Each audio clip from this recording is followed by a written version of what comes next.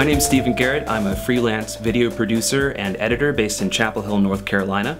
I produce and edit videos for nonprofit organizations, corporate clients, and international development organizations. Recently received some video footage back from a crew that must not have had coffee or something. They framed the interview up incorrectly. So I came up with a workaround to reframe this interview.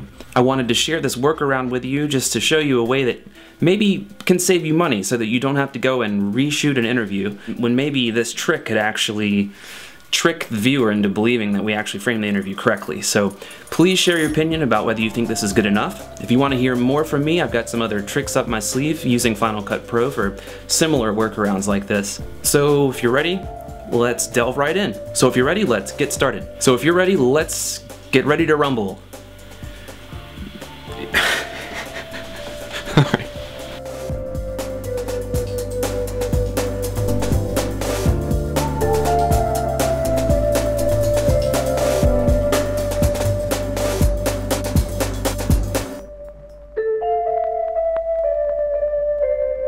The first thing I did was I wanted to see what it would look like if she was framed correctly. So I went up to my effects window. I went to this tab here called perspective, and I selected the filter called flop.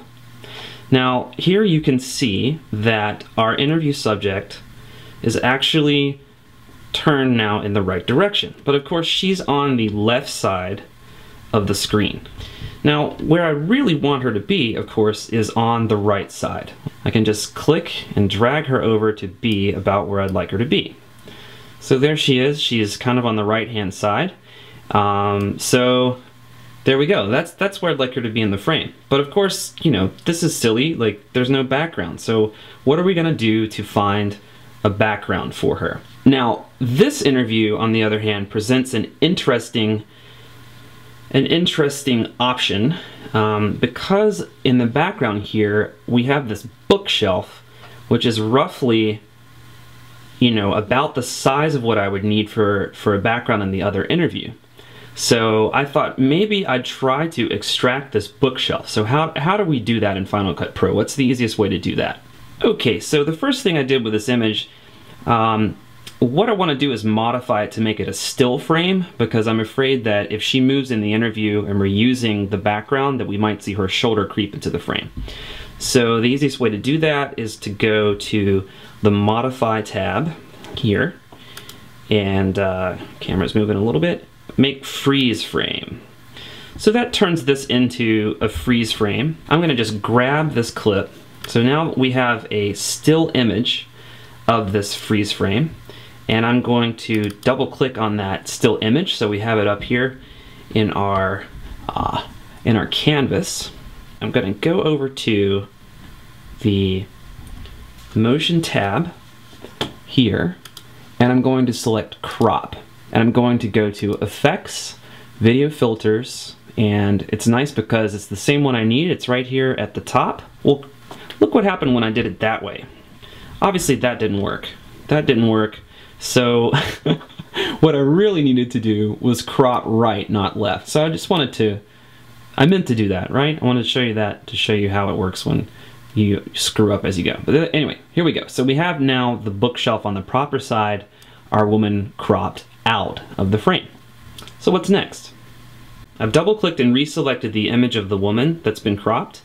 And down below here you can see where this little box represents that image, and this little guy over here represents the backdrop, the freeze-framed, cropped backdrop. I'm going to put it down beneath the image of the woman and stretch it out here. Obviously it will need to be rendered eventually, but let's scroll back up and show you kind of what we're working with at this point. Alright, so here we have an image of the woman with the bookshelf in the background. Now it's starting to look pretty interesting, but we have this black space. So how do we deal with that black space? To deal with this black space in the background, what I'm going to do is I'm going to make sure that we have the still frame of the bookshelf selected, and then I'm going to go and double click on the, or click on the motion tab here, and I'm going to start to work on the scale. So the scale one, of course, is the very first guy here, and I'll scroll over to show you. I'll be clicking this arrow here, to increase the scale. I'm gonna pan over here, get you guys in focus. And then I'll be scaling up that bookshelf in the background. So you can see that it's kind of getting a little larger, and then I can reposition it sort of in place so that it matches right up there. It's starting now to slide behind the image of this woman a little bit. So we want to make sure that the left-hand side isn't coming off the frame, so that the bookshelf is actually there. I can even distort it a little bit if I want to. I don't think I'll do that in this case. Oh, that was a little too big, yeah? So here we are, we're just moving it over right into place. So that's kind of what it looks like. I think the next thing I'm going to do is I'm going to go over here. I'm going to double click, pan down. I'm going to double click the image, the box on top, which of course is the image of the woman, so it's selected. And then we'll go over here again. What I'd like to do is add an edge feather to that image, because to me the edge looked a little sharp. It's obvious that something's been placed in there artificially. The edge feather button is here, or the edge feather slider is here. I'm going to add a little bit of edge feather. I'll pan over to show you kind of what's going on here.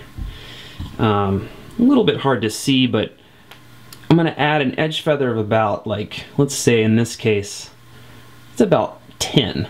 Now you'll notice when I add that edge feather, it actually edge feathers the entire image.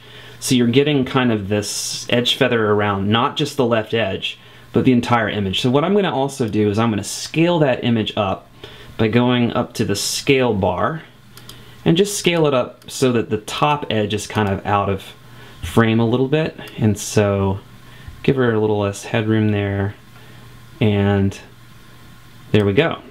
Oops, you didn't see that. So I'm going to be moving her around after I scaled it up a little bit. Make sure that looks this kind of good there. She's scaled up. Okay, so let's look at it large. So it looks pretty good. It's looking pretty good. I think it's passable at this stage.